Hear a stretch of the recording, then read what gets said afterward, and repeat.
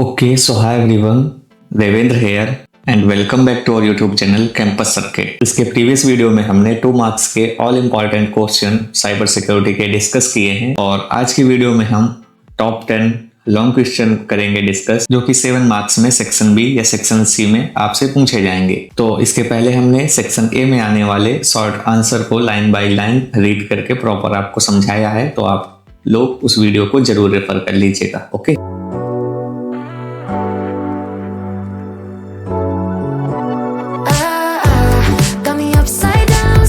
तो चलिए अब बात करते हैं लॉन्ग क्वेश्चन की। तो हमारा फर्स्ट क्वेश्चन है, explain how criminals plan cyber attack, explain the steps involved. Okay, तो यहाँ पर सबसे पहले आप meaning of cyber attack planning लिख दीजिए, देन आप इसके स्टेप आपको मेंशन करने होंगे। ठीक है, ये यहाँ पर प्रॉपर मैंने स्टेप मेंशन किए हैं, तो आप इस नोट्स को प्रॉपर रीड कर लीजिएगा। ये नोट्स हम आपको टेलीग्राम चैनल में अपलोड कर देंगे, तो आप वहां से डायरेक्टली डाउनलोड कर लीजिएगा। ओके, लाइक और फिर इसके बाद में एक आप डायग्राम बना सकते हैं जो होगा साइबर अटैक लाइफ साइकिल का। ठीक है, उस हम डायग्राम की फोटो भी इस पीडीएफ में अभी अटैच कर देंगे। ओके, देन आते हैं क्वेश्चन नंबर सेकंड। ये है explain the digital forensic life cycle. Okay, तो हमें digital forensic life cycle explain करनी है, तो पहले मीनिंग यानी उसकी डेफिनेशन लिख दीजिए, फिर उसके stages of digital forensic life cycle की, लाइक मतलब आइडेंटिफिकेशन, प्रिजर्वेशन, कलेक्शन, देन आता है एग्जामिनेशन, देन फिफ्थ होता है एनालिसिस, सिक्स्थ होता है प्रेजेंटेशन। ओके, और यहाँ पर एक आप फ्लो चार्ट टाइप का बना लीजिए। उससे क्या होगा कि बेटर अंडरस्टैंडिंग होगी कि आप अच्छे समझा पा रहे हैं, और जो आपका एग्जामिनर है वो आपको अच्छे से कॉपी मतलब रिप्रेजेंटेशन देखकर आपको अच्छे मार्क्स दे देंगे। ठीक, ओके, तो चलिए अब बात करते हैं क्वेश्चन थर्ड। ये है explain the importance of chain of custody in digital forensic. Okay, तो मतलब डिजिटल फॉरेंसिक में चेन ऑफ कस्टडी की इंपॉर्टेंस को एक्सप्लेन करना है। तो पहले हम इसकी डेफिनेशन लिख देंगे क्या है। ठीक, चेन ऑफ कस्टडी, तो ये एक मतलब डॉक्यूमेंटेड रिकॉर्ड होता है जो शो करता है कि how digital evidence is handled. Okay, तो जो मतलब डिजिटल एविडेंस है उसको कैसे हैंडल किया जा सकता है, इसकी इंपॉर्टेंस और एग्जांपल के साथ में, और कुछ कीवर्ड हैं जो आपको आंसर में इंक्लूड कर देंगे, तो आपके अच्छे मार्क्स होंगे और आप आंसर को अच्छे से फ्रेम कर पाएंगे। ठीक है, देन आते हैं क्वेश्चन नंबर 4। तो क्वेश्चन नंबर 4 है explain the need for an information security policy in an organisation. ठीक है, किसी एक ऑर्गेनाइजेशन में इंफॉर्मेशन सिक्योरिटी पॉलिसी की नीड को एक्सप्लेन करना है। ठीक, तो पहले मीनिंग यानी थोड़ा इसको डिफाइन कर देंगे, रूल्स एंड इसकी रिस्पॉन्सिबिलिटीज, देन हम यहाँ मेंशन करेंगे need of information security policy. Okay, तो उसका एग्जांपल और कुछ कीवर्ड्स हो गया। ठीक, देन आते हैं क्वेश्चन नंबर 5। तो क्वेश्चन नंबर 5 है explain DDoS and DOS attack. ठीक है, DOS and DDoS attack and their consequences. तो हमें DOS एंड DDoS अटैक और उसके कॉन्सिक्वेंसेस को एक्सप्लेन करना है। तो यहाँ पर DOS क्या होता है, डिनायल ऑफ सर्विस, मतलब कोई एक सिंगल सिस्टम है उसमें क्या कर दिया गया, उसमें बहुत सारे मतलब ट्रैफिक भेज दिया गया। ठीक है, तो उसकी वजह से क्या हो जाएगा, सर्विस जो होगी वो हो जाएगी अनअवेलेबल। ठीक, देन आते हैं DDoS। तो इसमें होता है डिस्ट्रीब्यूटेड डिनायल ऑफ सर्विस।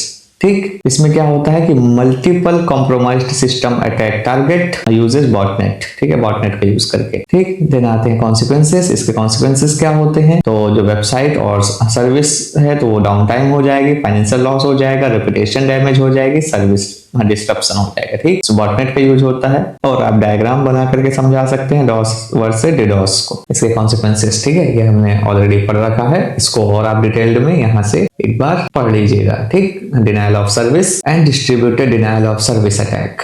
ठीक है, देन आते हैं हम उसके कॉन्सिक्वेंसेस यहाँ पर और लिखे हुए हैं, एक बार और आप इसको अच्छे से पढ़ लीजिए। देन आते हैं क्वेश्चन नंबर 6। तो क्वेश्चन नंबर 6 है हमारा describe social engineering technique used by cyber criminals. Okay, cyber criminals के द्वारा यूज की गई सोशल इंजीनियरिंग टेक्निक को डिस्क्राइब करना है। तो बेसिकली पहले हम ये डिफाइन करें कि सोशल इंजीनियरिंग क्या होता है, फिर common social engineering technique like phishing, vishing and smishing, मतलब SMS फिशिंग, इसमें होता है वॉइस फिशिंग। ठीक, देन आता है हमारा प्री टेक्सटिंग। ओके, देन है हमारा बैटिंग। फिर आते हैं क्वेश्चन नंबर 7। तो क्वेश्चन नंबर 7 एक इंपॉर्टेंट है आपके लिए, ये है explain botnet and there impact on cyber crime and online security. ठीक है, तो बॉटनेट और उसके इम्पैक्ट को साइबर क्राइम में एंड ऑनलाइन सिक्योरिटी में एक्सप्लेन करना है। ठीक, तो पहले हम मीनिंग ऑफ बॉटनेट डिस्क्राइब कर देंगे, then working of botnet. Working of botnet के कुछ की पॉइंट्स यहाँ मेंशन है कि आप आंसर शीट में जरूर मेंशन करिएगा अगर ये क्वेश्चन आता है। Then uses of botnet in cyber crime, then impact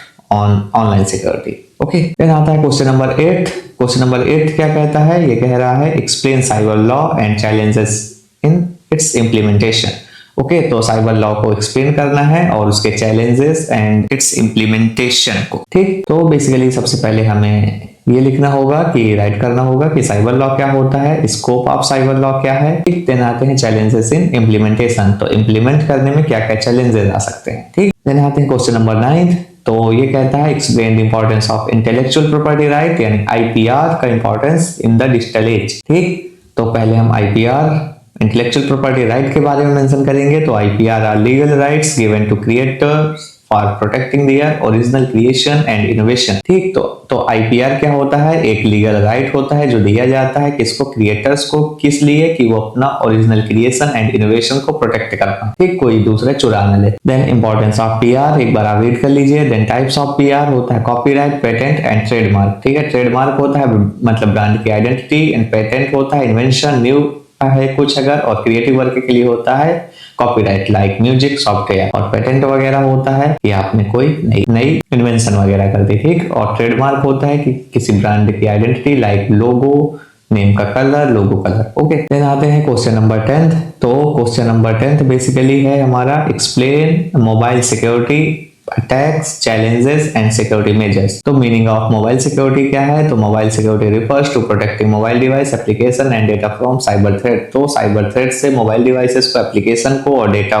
को सिक्योर करना और प्रोटेक्ट करना, यही कहलाता है मोबाइल सिक्योरिटी। ठीक, तो मोबाइल सिक्योरिटी अटैक क्या क्या होते हैं? कि malicious application like malware apps होंगे तो इंस्टॉल हो जाएंगे, फिशिंग एंड स्मैशिंग। देन है data leakage through unsafe apps, device theft and unauthorised access. Then आते हैं हम चैलेंजेस इन मोबाइल सिक्योरिटी। तो क्या क्या चैलेंजेस हो सकते हैं? Open app ecosystem, used public wifi network, delayed OS and security update, limited user awareness. Security measures लिखे हुए हैं तो आप एक बार रीड कर लीजिए। ओके, तो आज के वीडियो में हमने साइबर सिक्योरिटी के ऑल इंपॉर्टेंट क्वेश्चन के आंसर के साथ में कंप्लीट किया है। इसके पहले हमने 2 मार्क्स के इंपॉर्टेंट वीडियो ऑलरेडी अपलोड की है। ठीक है, तो उसमें हमने साइबर सिक्योरिटी के जितने भी इंपॉर्टेंट 2 मार्क्स में क्वेश्चन पूछे जा सकते हैं जो कि एक्सपेक्टेड है इस साल के लिए, उसकी वीडियो हमने ऑलरेडी अपलोड कर रखा है पार्ट 1 में। ठीक है, और आने वाले टाइम में हम आपके और भी सब्जेक्ट्स के इंपॉर्टेंट टॉपिक विद सॉल्यूशन लाएंगे। तो आप चैनल में बने रहिएगा और चैनल को सब्सक्राइब कर लीजिएगा। और हाँ, अगर आप भी चाहते हैं कि आपके अच्छे खासे जो मतलब फ्रेंड्स हैं वो अच्छे मार्क्स ला करके पास हों, तो इस वीडियो को अपने बैचमेट्स के साथ में जरूर शेयर कर दीजिएगा। ओके, तो चलिए मिलते हैं अब हम लोग नेक्स्ट वीडियो में, तब तक के लिए बाय बाय।